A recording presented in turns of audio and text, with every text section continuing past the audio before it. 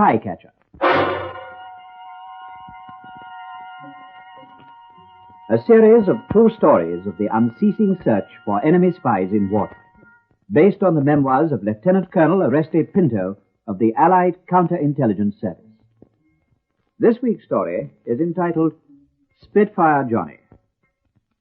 The part of Colonel Pinto is played by Bernard Archer.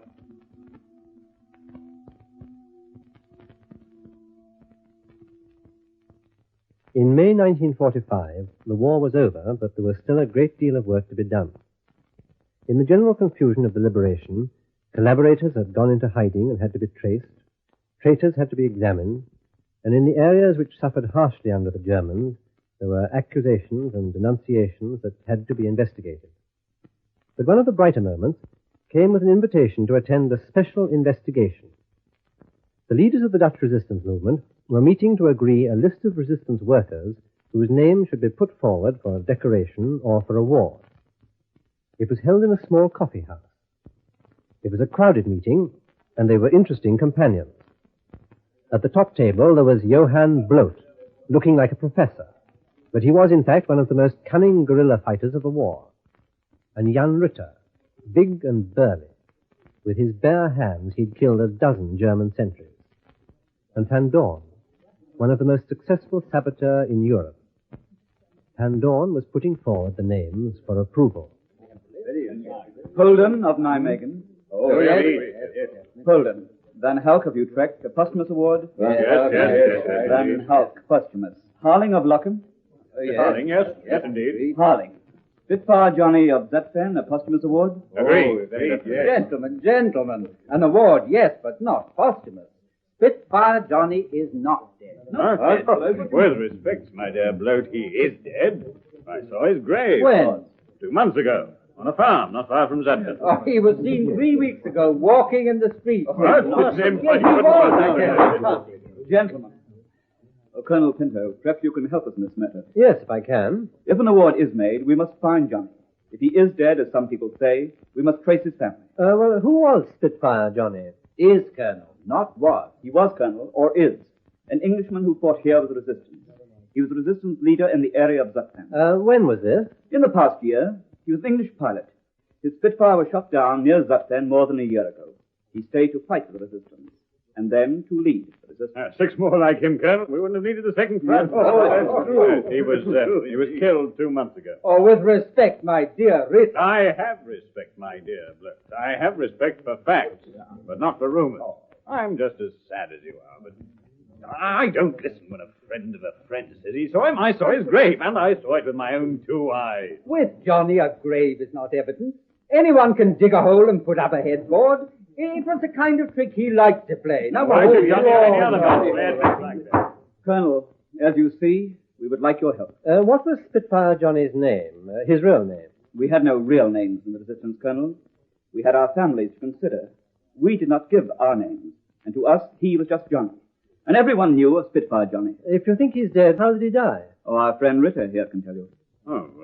2 months ago, Colonel, the government asked the resistance to hand back all arms and explosives. Johnny had explosives buried at his farm. Some of it was pretty old stuff. Some of it captured German stuff. He was digging it out when it blew up. So perhaps you can help us to find his name, Colonel. Yes, it shouldn't be difficult if you can tell me about him.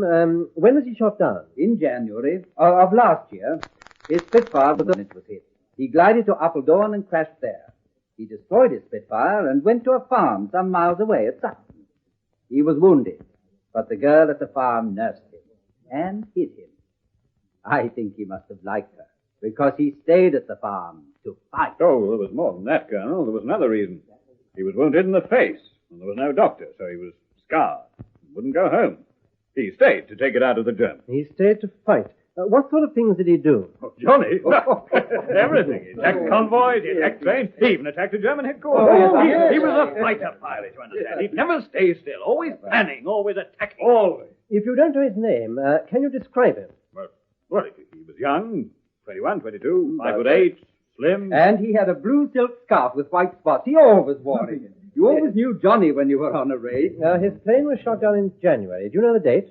Not exactly, but late in January. Between Zutphen and Appledore. Well, I'll check with the RAF. It shouldn't be difficult. Thank you, Colonel. We'd be very grateful. Yes, indeed. And remember, Colonel, he always had his own reasons for doing things.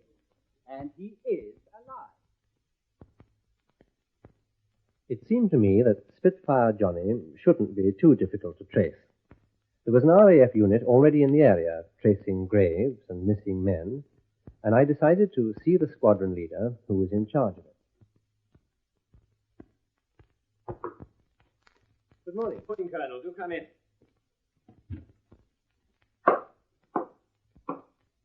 My name's Carey. How do you do? What's the buzz? Have we done something wrong? No, nothing like that. No, I want your help.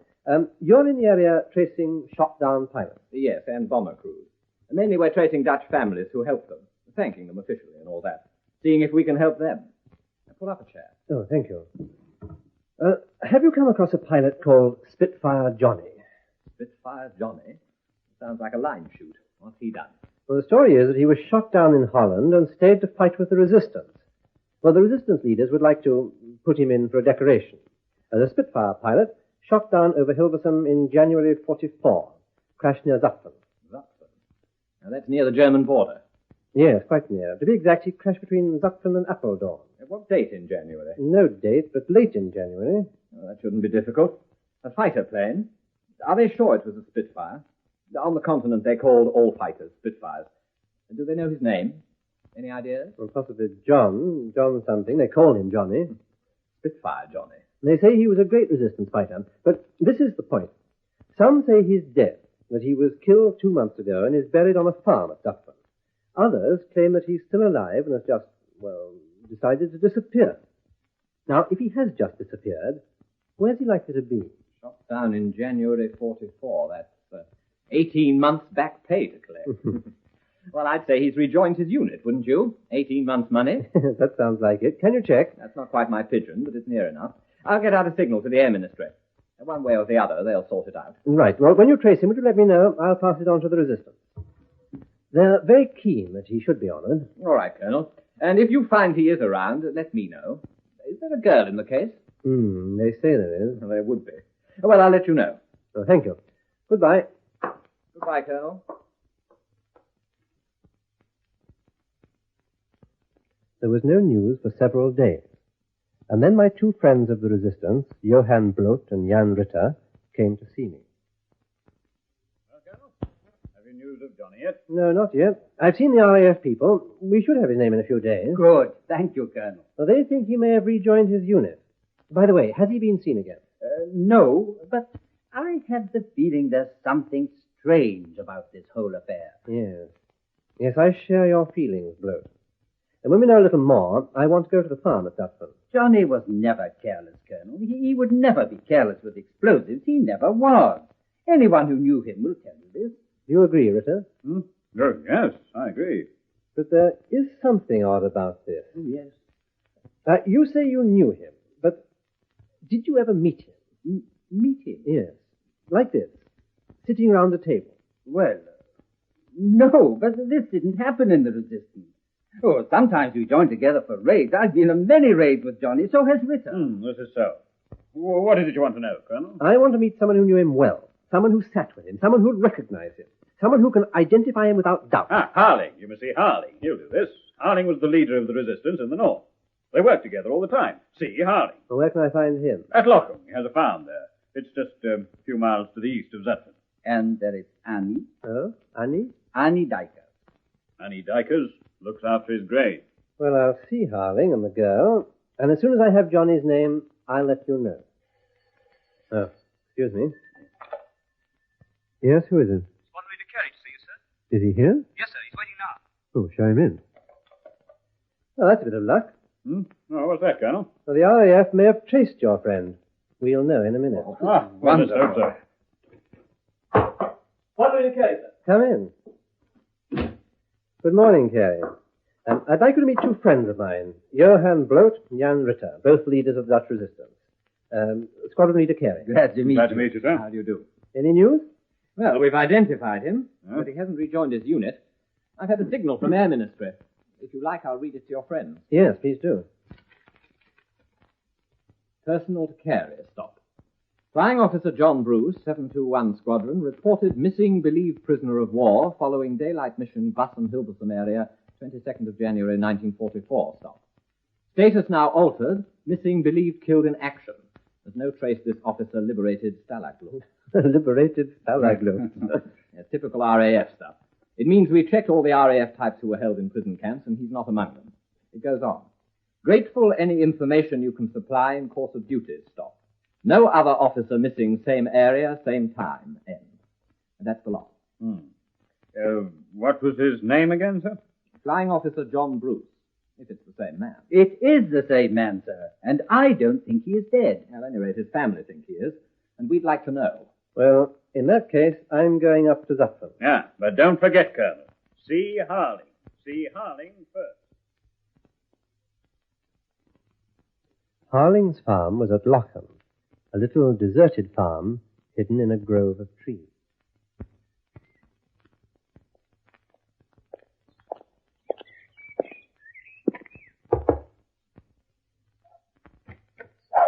Mr. Harling?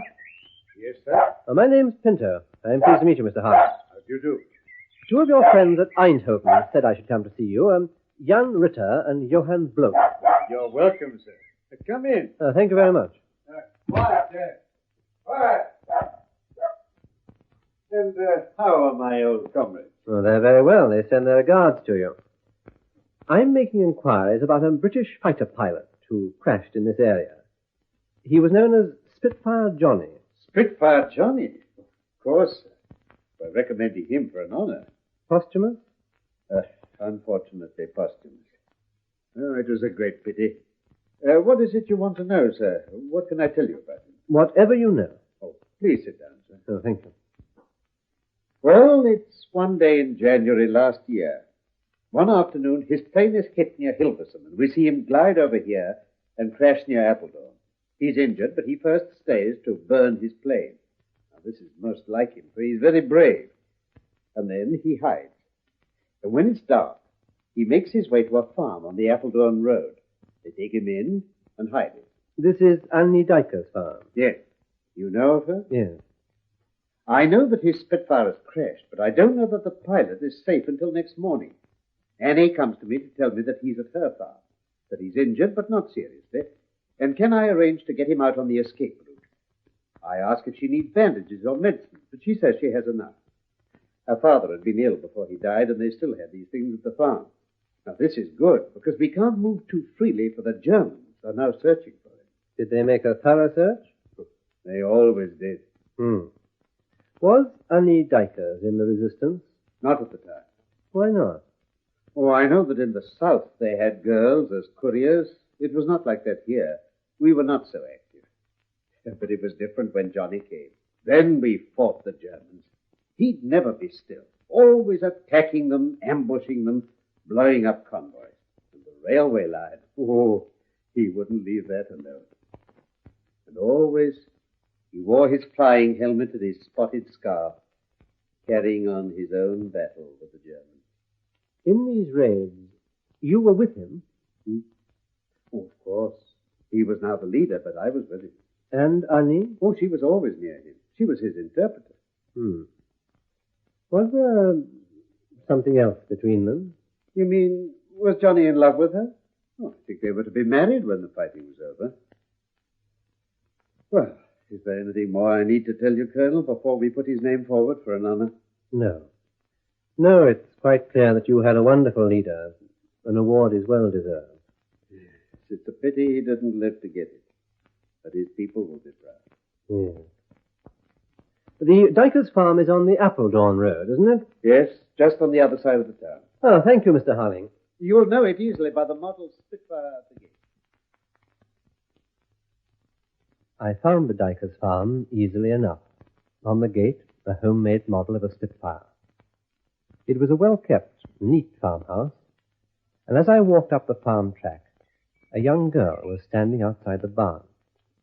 She was about 20 or 21. She hadn't yet noticed my approach. She was calling her brother. Jan? Jan? Where are you,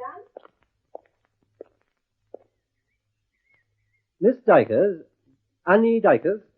Yes? Oh, my name is Pinto. I wonder if you could help me. The resistance leaders at The Hague are recommending a pilot called Spitfire Johnny for an award. May I ask you a few questions? Oh, excuse me. Jan? Yes, Annie? The Colonel's come about Johnny. Oh, this is my brother Jan, Colonel... Pinto. How are you, Jan? I'm well, thank you. You've come about Johnny? Yes, the resistance leaders are recommending that he should be honored for his work, and they say that you knew him better than anyone. You've come to see his grave? Yes. But first, I'd like to talk to you both. I'm told that you run the farm yourselves and that you're orphans. My mother died after Jan was born. My father died 3 years ago. And you ran this farm alone until Johnny came? Yes. Will you tell me how he came? Yes. Will you come into the house? Thank you.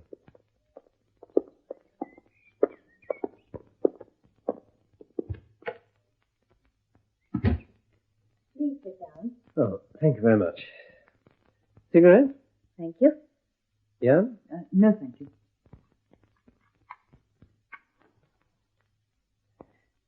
Thank you.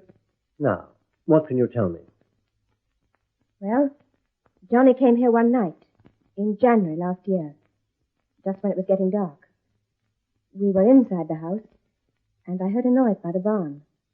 It didn't pay to be inquisitive at that time. Oh? Why not? The resistance had work to do at night which shouldn't be known about. And German soldiers came to a farm at night. Our door was locked, so we just listened. And then I heard the noise again, and then there was no noise. So I unlocked the door and came out. And Johnny was lying there. I went to him and saw that he was a pilot, an English pilot, and that his face was covered in blood. I called to Jan and we took him inside and locked the door. His face was bleeding and his trouser leg was wet with blood. I dressed his wounds, and when he was conscious for a little time, I told him that he was safe, that we would hide him, and we put him in Jan's bed. I sat all night with him, and when he could talk, I told him we would never give him away to the Germans, and when he was well, we'd get him back to England. In the morning, I went to Harling's farm. He was the leader of the resistance here. Yes. Were you in the resistance? No. Why not? They had no work for a girl, and they said Jan was too young. But I went to Harling in the morning, and I told him that we had the pilot on our farm, and that we would hide him here. I asked Harling if he would see that Johnny got back to England when he was well. He said I must be very careful because the Germans were already searching for him. Did they search your farm? Yes. But I'd seen them first. Johnny was well hidden. Did Harling try to get him out? He had no chance. From the moment Johnny was getting well, he started giving orders. That was his way. Asking about everything. Wanted to know what was happening. Did you have a doctor for him? Oh, well, the resistance here was not so strong. There was no doctor I could go to. I looked after him. I'm told that his face was scarred. Badly? No, not badly. But he thought it was. Did you? No, But this is why he stayed. perhaps. Well, he wanted to pay off the Germans for what they'd done to him. Even when he was getting well, he was asking for maps. And asking me to find where the Germans were, and making marks on the map. And sending me to the resistance to ask them to find out this and that, and to bring reports back. Were you in love with him? Does this matter to you? Did you know his real name? Would you like to see Johnny's grave? Yes, please. Jan, we're going over to the field.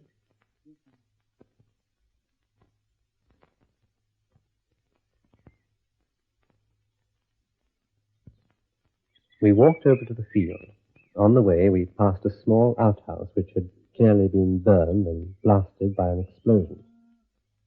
In the corner of a nearby field was the grave. A little bunch of fresh field flowers told me that Annie had tended it that morning. It was also clear that she did know the pilot's name. The wooden cross had the inscription, Pilot Officer John Bruce, Spitfire Johnny, killed May the 22nd, 1945. On the column of the cross, the red, white, and blue roundels of the RAF, and under it, Per Ardua ad Astra. You did know his real name, Annie? Yes. I have his papers at the house. Do you want them? Yes. He was a pilot. The RAF will want his papers. You've kept his grave well, Annie, but they'll want him buried with the others who died in Holland. No, they can't. His parents may want him buried at home.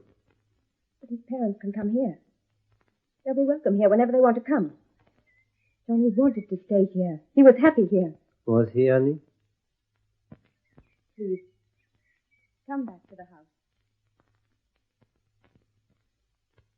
As we returned to the farmhouse, Annie walked ahead, hurt and surprised. I followed her into the kitchen, where she began immediately to search through the drawers of a huge, old-fashioned sideboard. This is what Johnny left. This is his wallet. His papers are inside. Thank you. This is his flying helmet and his scarf. He always wore them. I would have buried them with him, but I wanted to keep them. Yes, I understand. Will they come for Johnny? Well, I think so. But why can't they leave him here? Johnny's parents can come to see him. I'll look after his grave. We buried him where his fighting ended. Did you, Annie? Didn't his fighting end in a field near Appledorn when he burned his plane? He died here. Yes. But you should change the date on his grave to January the 22nd, 1944. Or did he die the next day, January the 23rd? Only you know that. I'm sorry, Annie. I want to tell you something, and I want you to call Jan. Yes. Jan? Yes, honey? Jan, I want to tell you and your sister a story. Yes. Let's say I'm guessing, but what I see is a girl and a boy. The resistance wouldn't have the girl, and the boy was too young, so they wouldn't have him either. And one day, a plane is shot down. And that night, the pilot comes to their farm. He's injured, and they hide him. Well, now the resistance will have to listen to them, because they will save him and look after him and see him to the escape route. In the morning, the girl goes to the resistance and tells them, and they accept her. But when she returns, the pilot is too badly wounded to survive. Oh, they do their best. But he dies. Oh, now what? With his death, a legend is born. The girl goes back to the resistance, who've been too quiet, and tells them that they must do this and do that, because the pilot says so, because Spitfire Johnny says so. And he doesn't speak Dutch, so they must take her word for it. And they send men here to meet at the farm at night, to go on raids, successful raids. And the local resistance is now active. But no one ever meets Spitfire Johnny, not even Harley. He saw him wearing this helmet and scarf, but never spoke to him. Not even the leaders from Eindhoven, who came to join the raids. They saw him, but they never spoke to him. But you work here, on our farm. But his scars were so bad that he didn't want anyone to see him. Yes. And all they ever saw was a man who wore this helmet to hide his scars, and this scarf. Quite clearly an English pilot. And a girl who translated his orders. But they were her own orders. Inspiring, clever, and brave. But her own. Isn't that so? But if they come to take Johnny... Well, if they do, what will they find? That he died 2 months ago, or 18 months ago? You see, he was a pilot, and they must know when he died. Annie, just take the date off his grave. I can get the true date to London from Eindhoven. And no one here need know. I must take his papers. But, Jan, it was you who wore the helmet and the scarf and carried out Annie's orders. So, would you like to have them? Please. Thank you, Jan. And thank you, Annie. I'll tell the RAF what happened to Johnny, and no one here need ever know the truth, unless You tell them.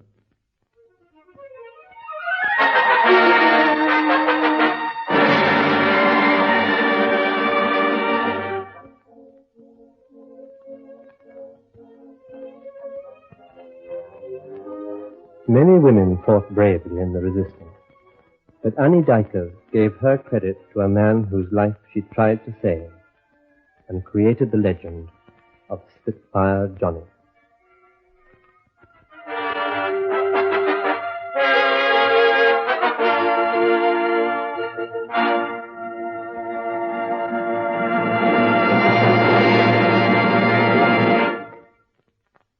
You've been listening to Spycatcher, with Bernard Archard as Colonel Oreste Pinto.